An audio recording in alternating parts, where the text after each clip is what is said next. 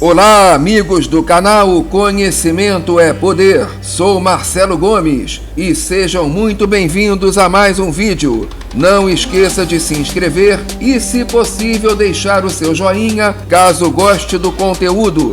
Isso é muito importante para que mais e mais pessoas se tornem poderosas através do conhecimento. Dito isso, vamos ao que interessa. Hoje iremos aprender um pouco mais sobre o Egito Antigo. Este é o segundo vídeo de um total de 14. Nele, iremos abordar o período pré-dinástico e a época tinita, enfatizando a importância do desenvolvimento da manufatura e do comércio para a consolidação da civilização egípcia, sem negligenciar o crescimento da religião e o surgimento dos faraós, indivíduos que cresceram em poder e riqueza ao longo dos séculos. No final do Paleolítico, o clima árido do norte da África tornou-se cada vez mais quente e seco, forçando as populações da área a se concentrarem junto ao Vale do Nilo, cuja fertilidade assegura sustento ao Egito desde o tempo dos caçadores e coletores nômades do Pleistoceno Médio, cerca de 780 a 120 mil anos atrás, até os dias de hoje. Sua planície fértil deu aos homens a oportunidade de desenvolver uma economia agrícola sedentária e uma sociedade mais sofisticada e centralizada, que se tornaria um marco na história da civilização humana. Nos períodos pré-dinástico e dinástico, o clima do Egito e do Saara como um todo sofreu repentinas variações, que causaram períodos de extrema seca e desertificação, bem como períodos de clima favorável e úmido. Em fases úmidas, o Saara era dominado por uma savana rica em fauna, com aves e mamíferos e flora. A caça era muito importante entre os egípcios, pois fornecia carne. Os primeiros sinais de domesticação animal são do deserto ocidental e datam de 8.800 a 6.800 a.C. Os animais eram criados com base no modelo de pastoreio africano, no qual fornecem leite e sangue, mas não carne. Em cerca de 5.500 a.C., pequenos grupos que viviam no vale evoluíram para aglomerados culturais complexos, caracterizados por amplo domínio da agricultura, cujos vestígios mais antigos foram achados em Fayum, pecuária e manufatura de objetos e cerâmica, além de um primitivo comércio. Fayum, de 5.400 a 4.400 a.C., desenvolveu pleno domínio em tecelagem. Merinde, de 5.000 a 4.100 a.C., construiu os primeiros túmulos egípcios conhecidos, situados no interior do sítio, e talvez tenha desenvolvido práticas rituais. Omari, de 4.600 a 4.400 a.C., fez os mais antigos artefatos em cobre do Egito. E Badari, de 4.400 a 4.000 a.C., produziu os primeiros exemplos de faiança e vidro à base de esteatita. Maadibuto, de 3.800 a 3.200 a.C., produziu os primeiros cemitérios bem definidos e intensificou o comércio. Importava produtos do Oriente Próximo, madeira de cedro, nódulos de sílex, cerâmica, ferramentas líticas, resinas, óleos, vinho, cobre e basalto. Do Alto Egito, pentes, cerâmica, marfim, paletas cosméticas e cabeças de clava. E do deserto oriental, malaquita, manganês, pérolas, conchas e cornalina. E exportava cerâmica, conchas e cereais para o Oriente, bem como cobre, basalto e sílex para o Alto Egito. Sítios como Sais e Buto tornaram-se centros de propagação cultural.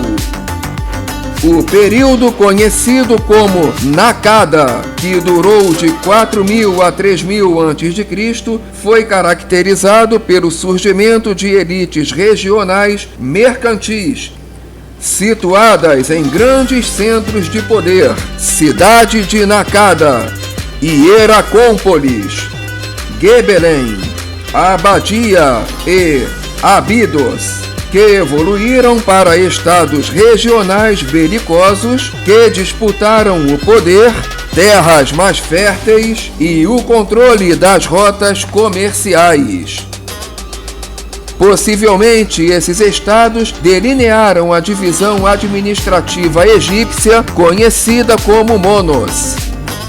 Nos 1000 anos de existência da cultura, suas cidades variaram em tamanho e poder. No período Nakada I, 4000 a 3500 a.C., a maior cidade era Nakada. Em Nakada II, 3500 a 3200 a.C., era Hieracómpolis.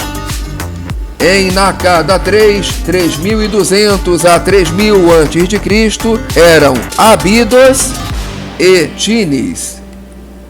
Tinham seus cemitérios, onde as elites eram sepultadas com rico espólio. No fim de Nakada II e em Nakada III, há as primeiras evidências de chefes regionais e depois os primeiros faraós. Durante Nakada, fabricou-se uma gama diversificada de bens materiais, reflexo do crescente poder e da crescente riqueza da elite. Vasos em basalto, marfim, cobre, osso e cerâmica. Adornos pessoais em osso, lápis lazuli, conchas, faiança, madeira, ouro, prata e cobre. E paletas antropo e zoomórficas em grauvaque e ardósia. Esteatita vítrea. Figurinhas zoo e antropomórficas em terracota e marfim.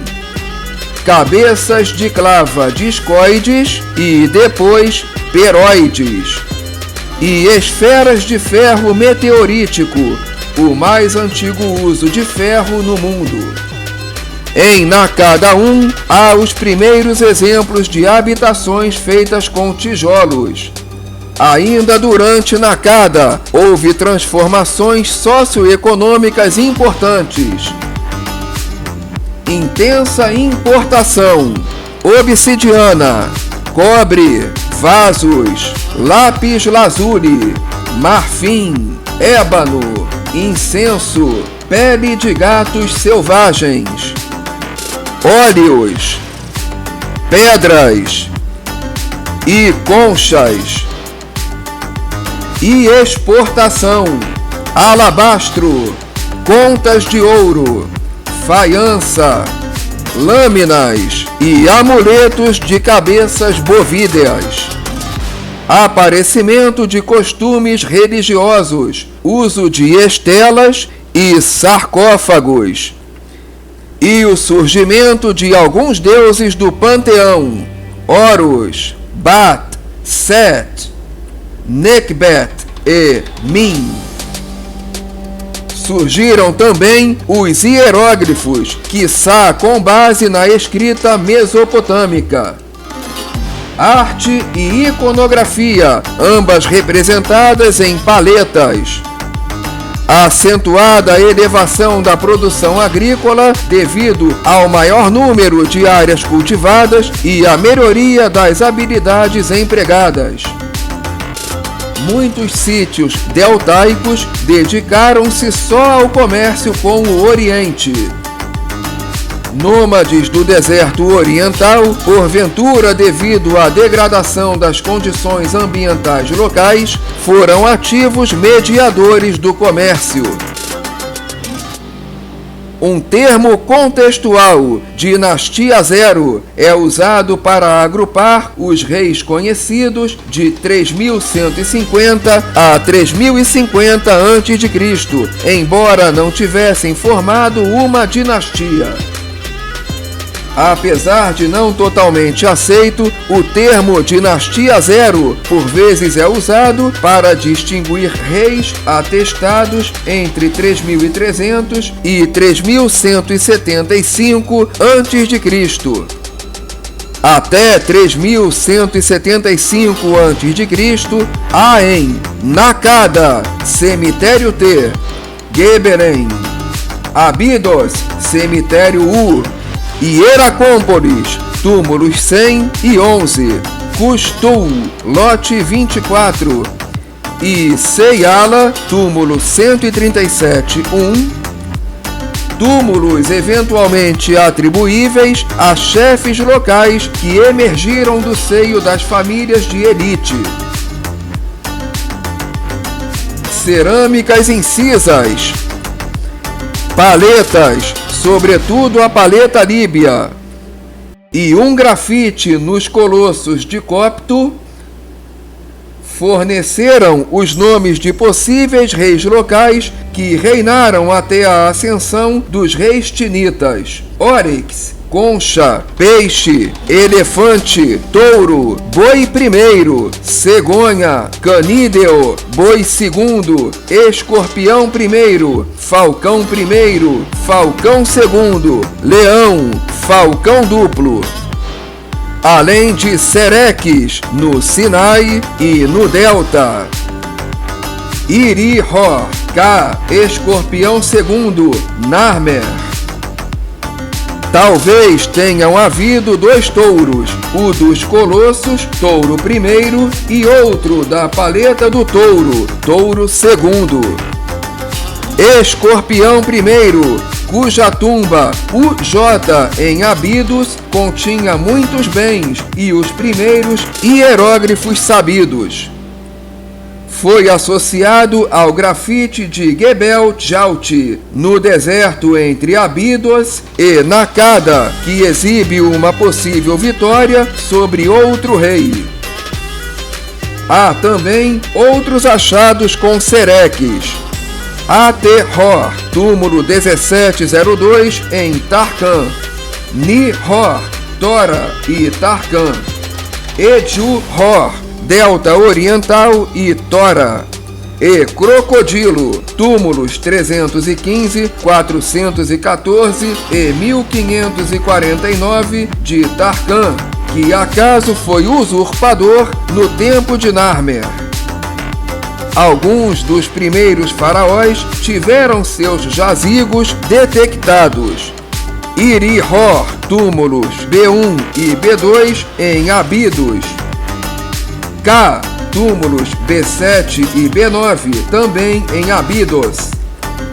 Escorpião segundo, quem sabe quarta camada do túmulo B50 em Abidos ou túmulo 1 do local 6 em Hieracómpolis. E Narmer, túmulos B7 e B18 em Abidos.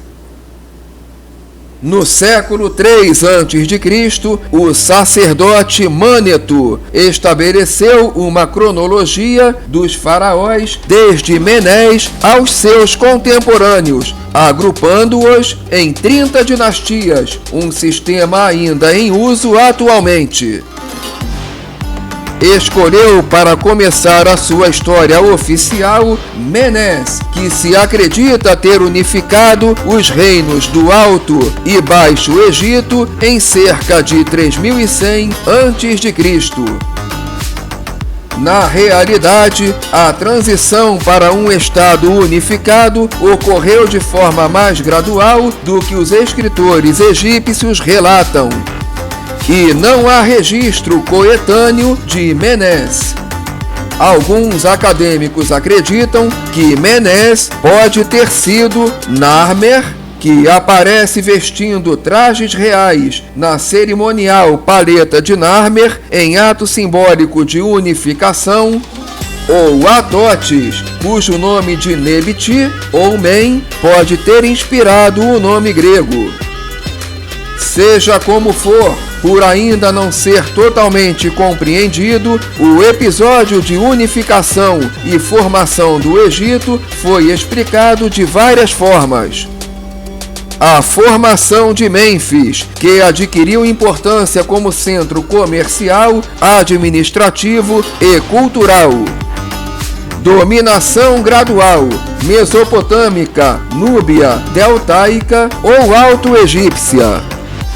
Integração regional, alianças, guerras e trocas culturais. Comércio explicaria o abandono de alguns sítios deltaicos em detrimento de outros. Pressão populacional do sul ao norte. E uniformidade religiosa.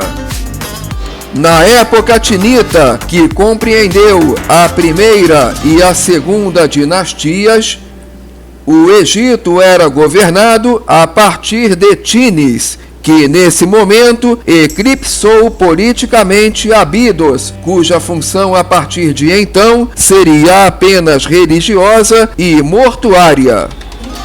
Sob Atotes, filho de Narmer, campanhas foram feitas para subjugar rebeldes na Núbia, e um famoso templo dedicado a Neit foi fundado em Sais. Contudo, talvez a maior realização desses faraós tenha sido a fundação de Mênfis, atribuída por Heródoto a Menes. A cidade se tornaria capital do Egito a partir da terceira dinastia.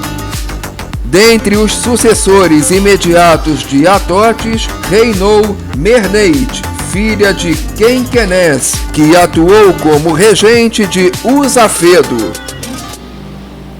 Sob Quenquenés e Usafedo, novas campanhas foram feitas. O primeiro representou-as como expedições navais, enquanto o segundo aparece atacando trogloditas no Oriente.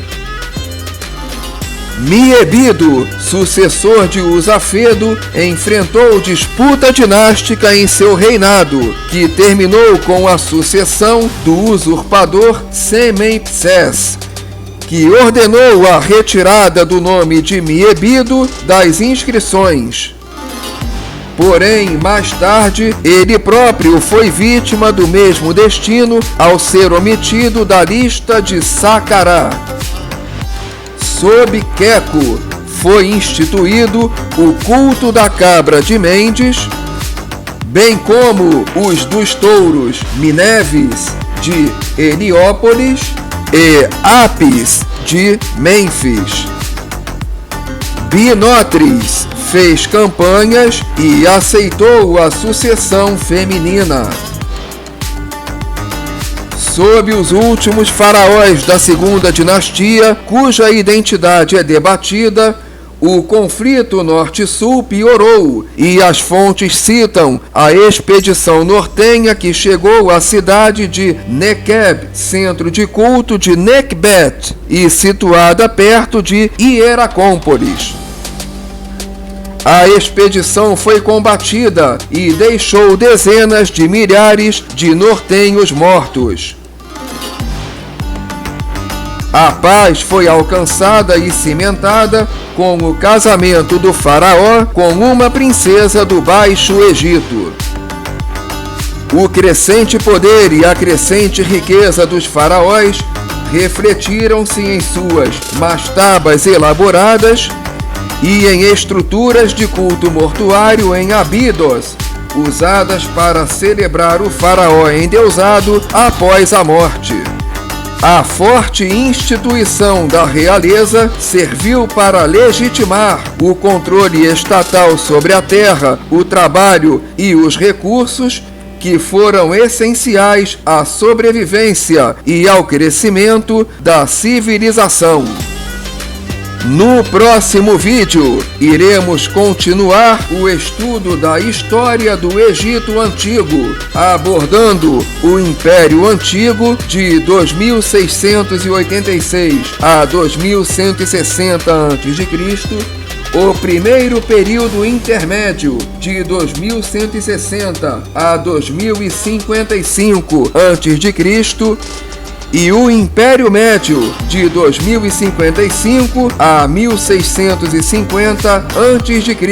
Abordaremos temas como a importância do comércio com o Oriente Próximo e o Reino de Punt, o crescimento e o desenvolvimento da administração central, a diminuição do poder dos faraós, a importância de Mentuhotep II para a retomada do crescimento econômico e cultural, o restabelecimento da prosperidade e da estabilidade do país com os faraós do Império Médio e a quebra da elitização do acesso aos deuses com a ideia de que todas as pessoas possuíam uma alma, podendo ser recebidas pelas divindades. Se você gostou deste vídeo, se achou que o conteúdo te ajudou de alguma forma, não esqueça de se inscrever e deixar o seu joinha, pois isso é fundamental para que o canal cresça e alcance cada vez mais pessoas ávidas por conhecimento. Afinal,